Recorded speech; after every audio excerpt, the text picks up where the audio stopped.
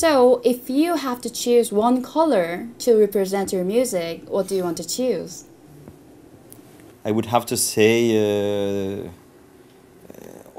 all the colors.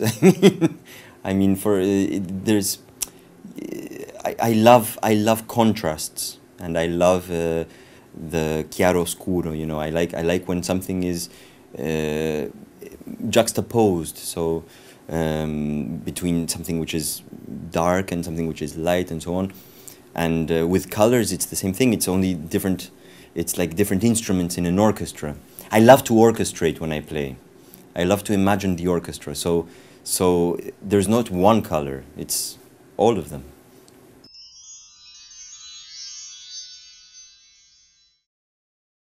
Oh, well, I had extremely special experiences with many conductors. I mean, of course, with Gustavo Dudamel is a very good friend of mine. So it's not only incredible feeling musically, because he's extraordinary, of course, as you all know, but also because he's a friend. There's a very special connection when we play together, I think. You know, we're sharing things on different levels, not only musically. So it's fantastic. But also, you know, when I played with Claudio Abbado, for example, this was a huge experience for me because his way of seeing music and of constructing music is quite different from mine in a way.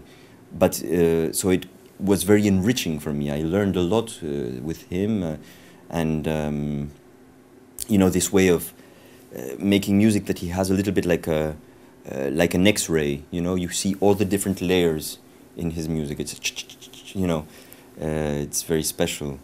But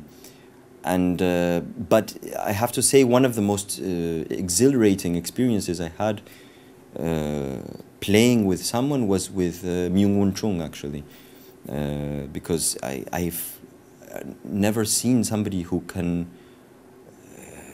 follow so incredibly well and who be together with you from the very beginning. We played Chopin Concerto, for example, and you know, this is one of the most difficult pieces that exists for a conductor and an orchestra to play. They have very little to do, but what they have to do is incredibly difficult because the piano is so plastic and so, you know, moving it's so free, and there's so many things going on that you really have to almost be in the skin of the pianist to be together somehow. And I was very nervous for this because I had never played with him before. I thought, how are we going to do? I hope you know, he's going to like what I'm doing and so on. And we didn't even have time to discuss before the first rehearsal anything. I just went there and I started playing. And I was just playing and I couldn't believe it. I mean, he was there all the time. It's like, but this is not possible. He's superhuman. You know, he was everywhere. He was just there. But not there just in terms of being together, there in musical intention as well, which is much more important, of course. So it was incredibly, how shall I say, inspiring, and I felt so incredibly free and so sustained also. And he would also give me élan, as you say in French. You know, he would give me the impetus to go further somehow. This was a very memorable experience for me.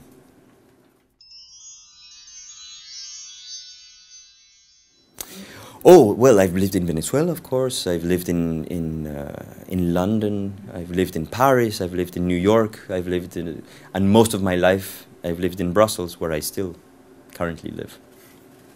Madrid also, I lived.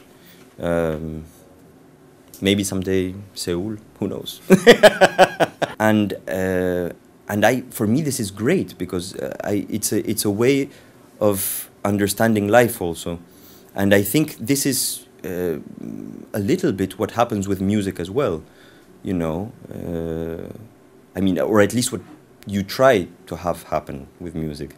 You know, you try to be able to approach all music with as much of an open mind as possible, and hopefully to find the riches in all of them. Um, so I think, yes, living in many different parts of the world was for me a big um, a big present, a gift. It was something that was very enriching for me.